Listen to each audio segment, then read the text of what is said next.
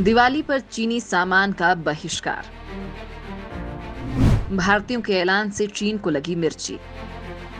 दिवाली नजदीक है और देश के कई हिस्सों में इस बार चीनी उत्पादों का बहिष्कार कर घरेलू सामान खरीदने को बढ़ावा दिया जा रहा है।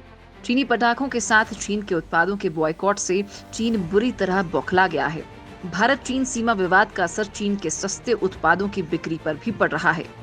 भारत में इस बार कई दुकानदार और रिटेलर दिवाली से जुड़े चीनी उत्पादों का बहिष्कार कर रहे हैं। चीन को भी इस बात से मिर्ची लगी है। चीन के सरकारी भोंपू ग्लोबल टाइम्स ने इसे लेकर जमकर भड़ास निकाली है और कहा है कि क्या गाय के गोबर से बने दियों से भारत में ज्यादा अच्छी दिवाली मनेगी।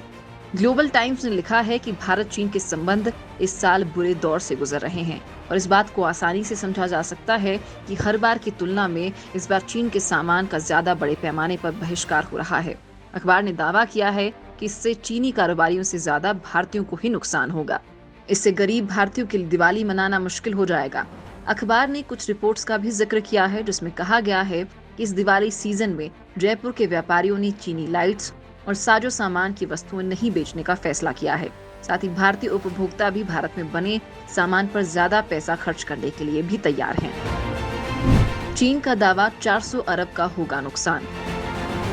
ग्लोबल टाइम्स ने लिखा है कि कुछ भारतीय अखबारों की रिपोर्ट्स के मुताबिक चीनी उत्पादों का बहिष्कार करने से चीन को करीब 400 अरब रुपए तक का नुकसान हो सकता है। ये सोच दिखाती है कि चीन के निर्यात की ताकत को लेकर भारतीयों की समझ कितनी कम है।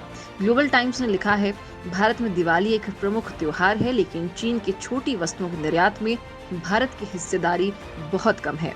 चीन का झिंजियांग प्रांत दुनिया का स्मॉल कमोडिटी का सबसे बड़ा हब है और क्रिसमस की तुलना में दिवाली में व्यापार का स्तर कुछ भी नहीं है। ग्लोबल टाइम्स के मुताबिक महामारी और चीन भारत के संघर्ष के बाद कई चीनी कंपनियों ने नुकसान से अपने बचने के लिए घरेलू बाजार और पड़ोसी देशों में अपना कारोबार शिफ्ट कर लिया था। जो कंपनियां भारत में कारोबार कर रही हैं, उन्होंने भी किसी भी तरह के जोखिम से बचने के लिए कई कदम उठाए हैं। भारत की व्यापार नीति या टैरिफ की वजह से कई कंपनियों ने एडवांस पेमेंट लिया है। इन सारे कारणों की वजह से इस साल की दिवाली पर चीन के उत्पाद कम देखने को मिलेंगे और भारतीय उपभोक्ता भी धीरे धीरे इसके असर को महसूस करेंगे। ग्लोबल टाइम्स ने तो यहाँ तक कह दिया है कि कुछ लोग भारत में बने हुए सामान के लिए ज्यादा पैसा देने के लिए खुशी खुशी तैयार हो सकते हैं ताकि देश के मैन्युफैक्चरिंग सेक्टर को सपोर्ट मिले।